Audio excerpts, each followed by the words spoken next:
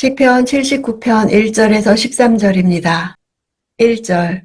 오 하나님이여, 이방 민족들이 주의 백성에게 쳐들어와서 주의 성전을 더럽히고 예루살렘을 폐허로 만들었습니다. 79편은 공동체 탄식시입니다. 74편과 같이 예루살렘의 멸망과 성전의 파괴를 탄식하는 내용입니다. 이방 민족들이란 하나님과 언약을 체결하지 않은 사람들을 가리킵니다. 그들이 성전에 온 것은 성전을 더럽히기 위해서입니다. 폐허란 황폐하여 버려진 곳을 뜻합니다. 평화의 도시 예루살렘이 무너진 것입니다.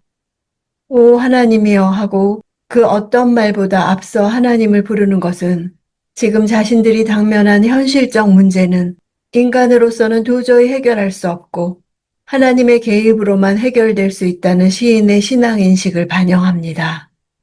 바벨론 한 나라임에도 이방 민족들이라 복수형으로 쓴 것은 그들의 강한 힘과 위세를 강조할 뿐 아니라 바벨론의 많은 군인들을 나타내는 표현입니다.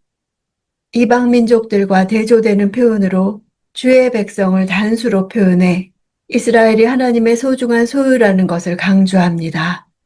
주의 소유가 이방 민족들에게 유린당하는 현실을 지적함으로써 하나님으로 하여금 이 현실을 타개해 주실 것을 촉구하는 것입니다. 2절. 주의 종들의 시체를 공중의 새들에게 먹이로 주고 주의 성도들의 살점을 땅의 짐승들에게 주어버렸습니다.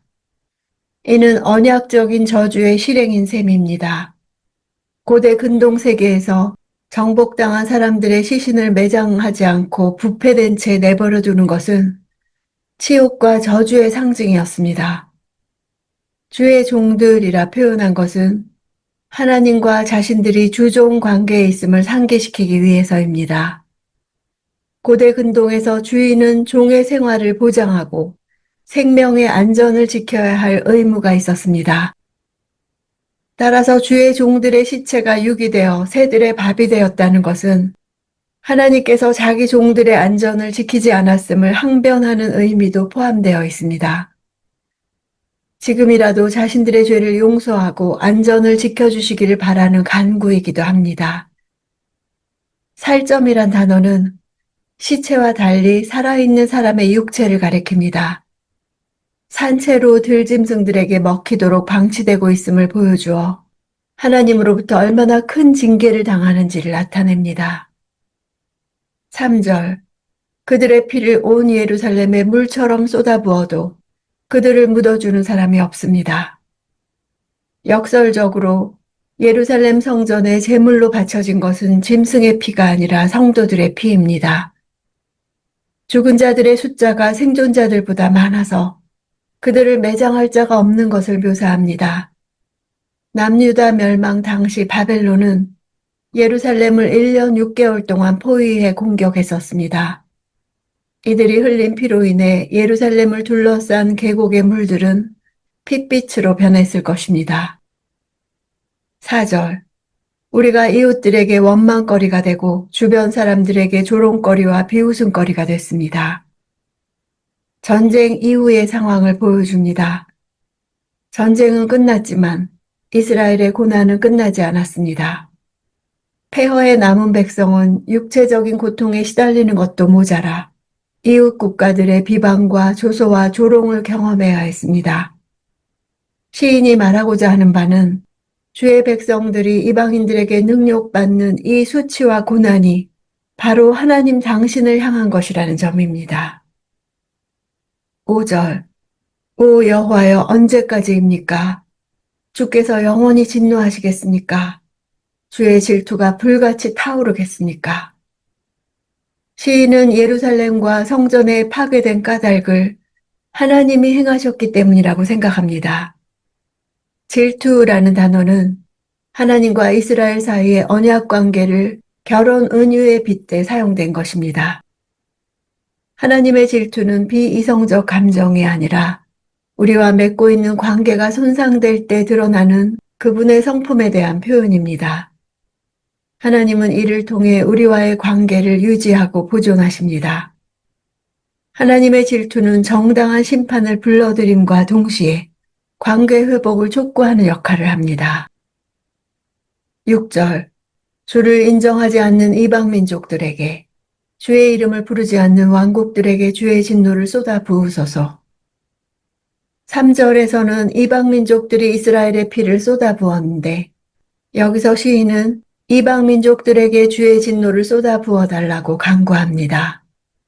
주를 인정하지 않고 주의 이름을 부르지 않는다는 동사를 모두 능동형으로 사용해 그들이 하나님을 알고 부르며 믿는 것을 의도적으로 거부했다는 뉘앙스를 보여줍니다. 8절. 예전에 지은 죄악을 기억해 우리에게 묻지 마소서. 우리를 가엾게 여기셔서 어서 우리를 지켜주소서. 우리가 이토록 천하게 됐습니다.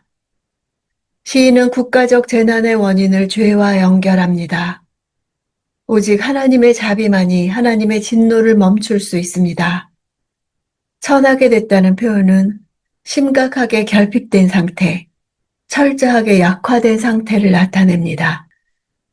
이처럼 비천한 상태, 곤고한 상태는 하나님의 백성들이 이방 민족으로 인해 자긍심을 잃고 핍절할 지경에 이르렀음을 나타내 줍니다.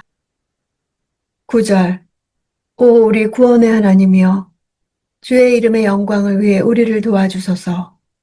주의 이름을 위해 우리를 건지시고 우리 죄를 깨끗하게 하소서. 간구의 근거를 제시합니다. 하나님의 백성이 곤궁의 상태에서 벗어나야 하는 이유는 그들이 믿는 하나님의 이름 때문입니다. 그분의 백성이 대적들로 인한 고통에서 구원받고 궁극적으로 죄를 용서받아야 비로소 하나님의 이름이 영광스럽게 될 수 있습니다. 도와주소서, 건지시고 깨끗하게 하소서. 명령형 동사가 3번이나 연속으로 나오고 있습니다. 논리적인 순서상 먼저 죄사함을 요청하고 구원을 호소해야 자연스러운데도 불구하고 먼저 보호와 구원을 요청하고 마지막으로 죄사함을 호소하고 있습니다. 그 이유는 하나님의 백성이 처한 상황이 지금 당장 도우심과 보호하심이 시급하기 때문입니다. 죄사함을 마지막에 놓음으로 죄사함이 모든 현실적 문제를 근원적으로 해결할 수 있는 궁극적인 열쇠임을 강조하고 있습니다. 10절. 이방 민족들이 그들의 하나님이 어디 있냐라고 해도 되겠습니까? 주의 종들이 흘린 피를 주께서 갚아주셔서 우리 눈앞에서 이방 민족들이 주를 알게 하소서. 고대 근동에서 나라들 간의 전쟁은 곧 각 나라가 섬기는 신들 간의 전쟁으로 이해되었습니다. 따라서 전쟁의 승패는 그 나라가 섬기는 신의 능력을 평가하는 기준으로 작용하여 한 나라의 승리는 곧 그 나라의 신의 승리로 해석되었습니다. 따라서 하나님을 섬기는 이스라엘의 패배는 하나님이 이방 신들보다 무능력하거나 하나님이 존재하지 않기 때문인 것으로 이해될 수 있었습니다.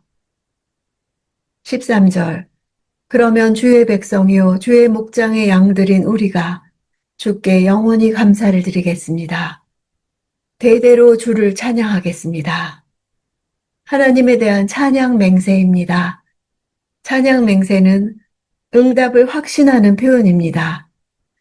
이 시는 구원과 보복을 요구하는 호소들이 계속되다가 갑자기 찬송으로 바뀌면서 마무리됩니다. 즉 희망과 신뢰로 끝을 맺는 것인데 이를 통해 시인이 현재적 경험이 아닌 하나님의 의로움을 의지하고 있음을 알 수 있습니다. 또한 하나님의 구원을 체험한 바로 그 순간의 고백뿐만 아니라 하나님이 앞으로 구원해 주실 것이라는 미래지향적 믿음을 통해서도 찬양이 나올 수 있음을 우리에게 가르쳐 줍니다. 이 시는 단순한 보복의 요구로 간주되기 쉽습니다. 그러나 자세히 살펴보면 하나님의 명예와 통치를 지키고 싶어하는 시인의 마음이 잘 드러납니다.